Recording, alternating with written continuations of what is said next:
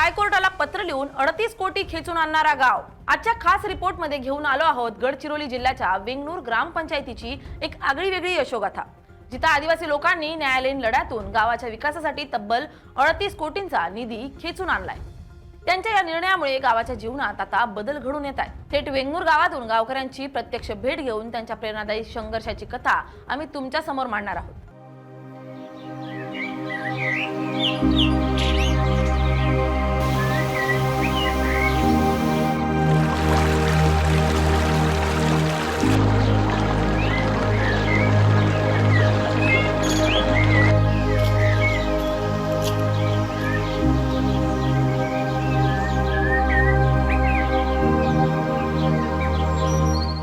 वेंगनूर, सुरगाव, आणगेपल्ली व पडकाटोला हे 4 छोटे पण अतिशय संवेदनशील गाव पावसाळ्यात 4 ते 5 महिने पूर्णपणे संपर्क क्षेत्राच्या बाहेर राहायचे।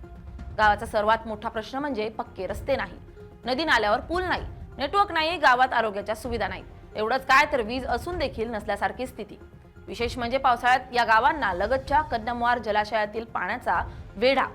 ग्रामस्थांना दवाखान्यापर्यंत, बाजारापर्यंत किंवा शासकीय कामासाठी गावातून बाहेर पडायचं असेल तर तुडुंब भरलेल्या कन्नमवार जलाशयातून बोटीनं जीव घेणा प्रवास केल्याशिवाय पर्याय नव्हता। त्यामुळे लहान मुलं, वृद्ध आणि गर्भवती महिला आणि रुग्णांचा जीव धोक्यात आला होता। वाढत्या त्रासानं गावकऱ्यांनी 2021-22 मध्ये थेट न्यायालयाचा दरवाजा ठोठावला। पाथ फाउंडेशनच्या मदतीनं नागपूर उच्च न्यायालयात पत्र याचिका दाखल करण्यात आली। न्यायालयाने हा प्रश्न गांभीर्याने घेतला आणि जबरदस्त निर्णय देत सरकारला विकास कामं करण्यास भाग पाडलं।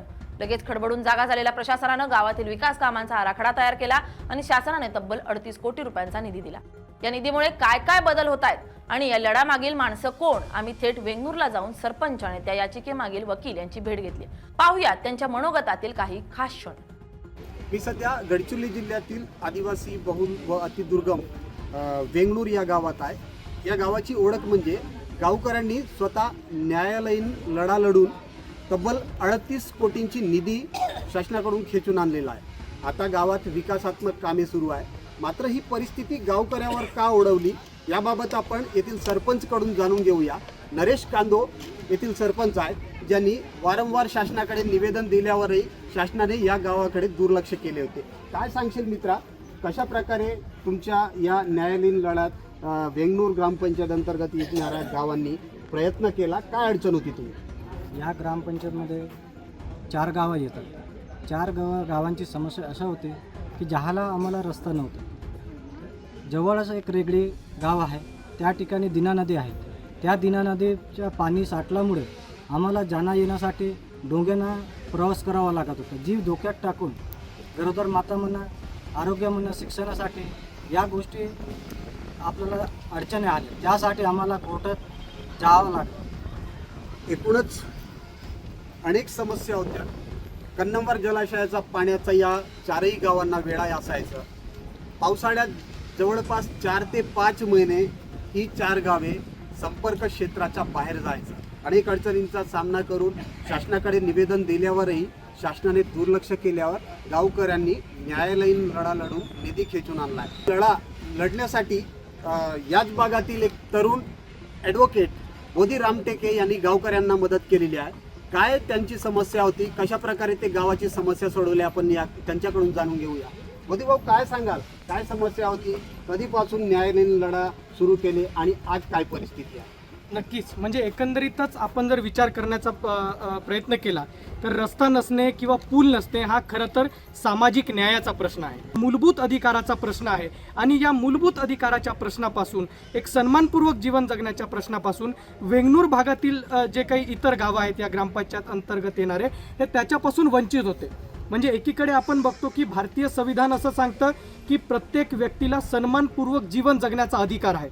पण मग सन्मानपूर्वक जीवन जगण्याचा अधिकार म्हणत असताना जर 75 वर्षात जर एका गावाला, जो अति दुर्गम असं गाव आहे आणि या जो माडिया समाज आहे त्याला विशेष एक दर्जा दिला आहे त्यांच्या विकासात्मक कामं करण्यासाठी, मग अशा समुदायाला जर सगळ्या गोष्टीपासून वंचित ठेवलं जात असेल, त्यांच्यापर्यंत रस्ता दिला जात नसेल, पूल नसेल, दवाखान्याची व्यवस्था या ठिकाणी नसेल, तर मला वाटते त्यांच्या मूलभूत अधिकाराचं, संविधानिक अधिकारांचं पूर्णपणे हे उल्लंघन या ठिकाणी होताना आपल्याला दिसतं.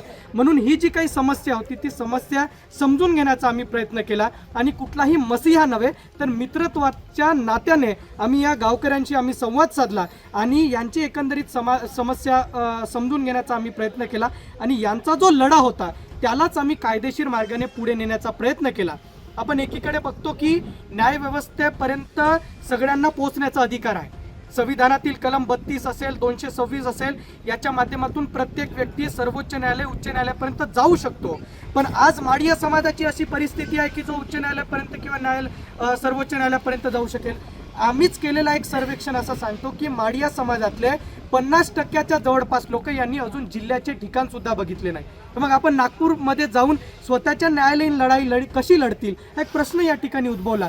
म्हणून कलम 32(3) आधार घेत आम्ही याचिका दाखल करू शकली असती, पण आम्ही याचिका दाखल केली नाही. कलम 32(3) आधार घेत आम्ही पत्र याचिका तयार केली आणि या पत्र याचिकेत आम्ही नमूद केलं की हा जो माडिया समाज आहे हा न्यायव्यवस्थेपर्यंत पोहोचू शकत नाही, तर न्यायव्यवस्थेची जबाबदारी आहे या लोकांपर्यंत येण्याची.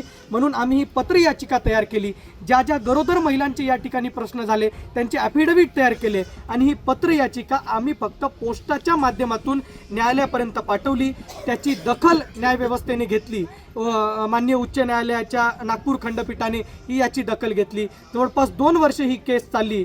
त्यांनी कुठला तो वर्ष होता तुम्ही हे प्रयत्न सुरू केले? आम्ही जवळपास 2021-22च्या दरम्यान हे या ठिकाणी प्रयत्न त्या ठिकाणी याला सुरुवात केली आणि त्यावेळेस ही जेव्हा याचिका त्या ठिकाणी कोर्टाने स्वतः त्याला सुमोटो याचिका म्हणून दाखल करून घेतली, त्याच्यानंतर त्यांनी स्वतः वकिलांची त्या ठिकाणी नियुक्ती केली. त्याला अमायकस क्युरी म्हणतात. मग या सगळे अमायकस क्युरींना घेऊन आम्ही वेंगनूर गावामध्ये आलो.